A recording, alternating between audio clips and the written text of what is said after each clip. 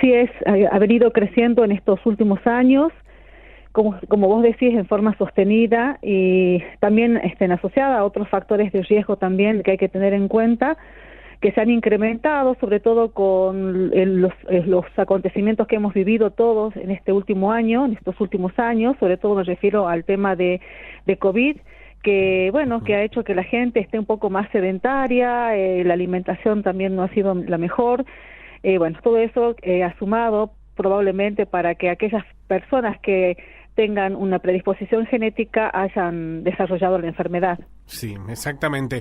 Doctora, antes que nada, antes que nos quedemos sin tiempo y después nos pasemos, porque hay tantos temas para hablar de diabetes, pero lo primero que yo quiero que le digamos a la gente es ¿cuáles son los indicadores que yo debo prestar atención y que tal vez me tiene que decir, esto hay que consultarlo con el médico? Bueno, te referís sobre todo a los posibles síntomas, digamos. Sí, posibles síntomas. Bueno, de los síntomas y signos, digamos, comunes, más frecuentes de escuchar en la práctica médica, podemos mencionar el aumento del volumen de la orina, ¿sí? Es decir, el paciente orina de la frecuencia y del volumen, orina con mayor frecuencia, pero lo hace también con un mayor volumen, o sea, una mayor cantidad del volumen de la orina. También puede referir tener sed intensa, una sed exagerada realmente, puede presentar un cansancio general, puede haber aumentado su apetito, el paciente come, pero a la vez pierde peso. Y otros síntomas por los cuales también pueden consultar es que puedan presentar alteraciones de la visión, como visión borrosa, por ejemplo, o mala cicatrización de las heridas, infecciones urinarias o genitales a repetición, como algunos de los síntomas más frecuentes por los cuales las personas consultan. Uh-huh. Y cuando uno tiene que hablar de diabetes, mucha gente empieza automáticamente a hablar, ¿y qué tipo de diabetes tenés? ¿Cuáles son esos tipos? Y de los tipos de diabetes, digamos, la clasificación, la más común, sí, porque ahora hay otras clasificaciones un poco más complejas, pero podemos decir que en la práctica las diabetes que más se observan serían la diabetes tipo 1, ¿sí? La tipo 1, la diabetes mellitus tipo 1, que esta está generalmente asociada a procesos autoinmunes causadas por alguna patología o algún proceso autoinmune que destruye las células betas pancreáticas y que y en otros casos puede ser una diabetes idiopática en la cual la enfermedad no se conoce la causa. La diabetes mellitus, la tipo 2, es la que se observa y suele presentarse con mayor frecuencia en la práctica médica. Uh-huh. Casi un 90% de los pacientes presentan este tipo de diabetes.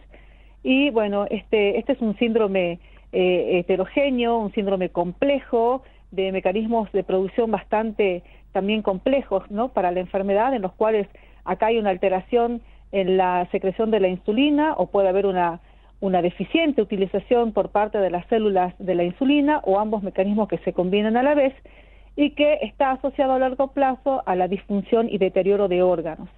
Después tenemos la diabetes gestacional y otros tipos de diabetes que son las menos frecuentes, pero que existen.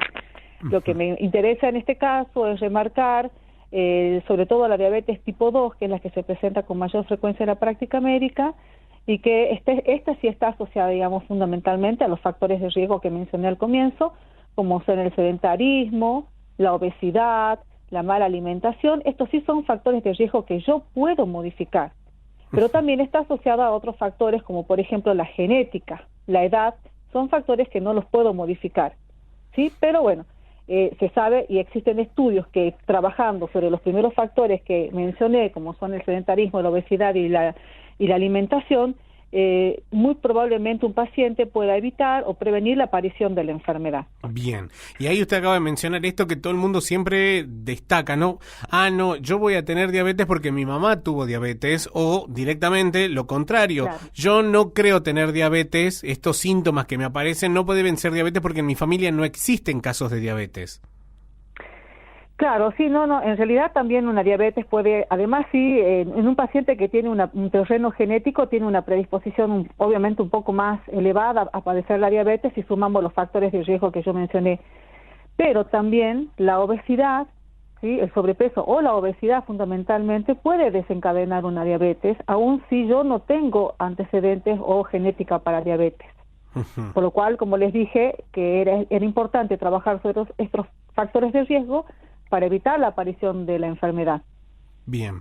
Doctora, también cuando uno ya se mete en el tema de la diabetes, sabemos que los pacientes, incluso cuando ellos charlan o se encuentran o te encontrás con alguien en una situación social, vivís con diabetes así, ¿y qué estás tomando? ¿Qué te estás poniendo? ¿No? Y aparece la palabra insulina y metformina por otro lado. ¿Cuándo se decide cuál es el tratamiento adecuado o cuáles son las condiciones que hacen que un tratamiento se aplique en un paciente y no en el otro?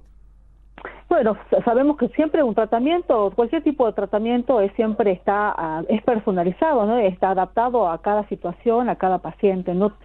Si bien, digamos, hay medicamentos que se utilizan en forma general, pero no todos reciben lo mismo y cada paciente tiene su tratamiento, es personalizado. El médico decidirá, de acuerdo al paciente que tenga enfrente de él, decidirá qué es lo mejor, de acuerdo a que, es decir, decidirá si va a tener que utilizar medicación o insulina, en algunos casos, eso depende, como le digo, de cada paciente, pero también, además de esto, en algunos casos, muchos pacientes inician su tratamiento solamente con programa de alimentación y andan bastante bien. Sin embargo, en otros casos necesitan, además de un programa de alimentación o un plan alimentario, también un tratamiento farmacológico, digámosle, farmacológico no insulínico, ¿sí? Y en los casos en los cuales realmente tenemos un paciente que requiera un tratamiento con insulina, bueno, pues se iniciará de acuerdo al criterio del médico. Bien. Doctora, si hablamos de insulina, creo que también es importante destacar en esta ocasión que estamos ante un año donde justamente hay un motivo para hablar de insulina, ¿no? Porque se cumplen 100 años de su descubrimiento. Así es. Este año se celebran los 100 años del descubrimiento de la insulina, que es uno de los eventos más importantes en la historia del tratamiento de la diabetes mellitus. Un evento realmente muy importante para la humanidad, podemos decir. ¿Por qué?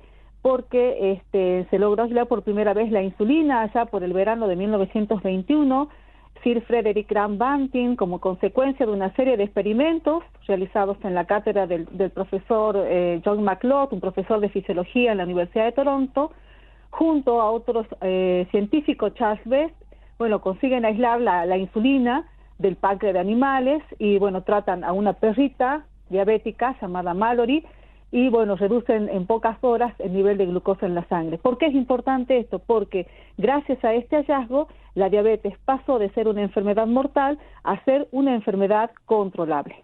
Bien, eso creo que es lo importante de todo esto de destacar, ¿no? Si no tuviésemos hoy la posibilidad de decir, hace 100 años, ¿cuántas vidas no se habrían podido, digamos, salvar a lo largo de la historia en estos 100 años si es que no hubiese aparecido la insulina, ¿no? Así es un descubrimiento, como te dije, importante, un evento grandioso en la historia del tratamiento de la diabetes mellitus. Si bien sabemos que no todos los pacientes utilizan insulina, pero los tipo 1, los niños, adolescentes o algún tipo especial de adultos sí la reciben, pero vaya que fue obviamente un descubrimiento grandioso porque, como te dije, ayudó a que esta enfermedad se pueda controlar.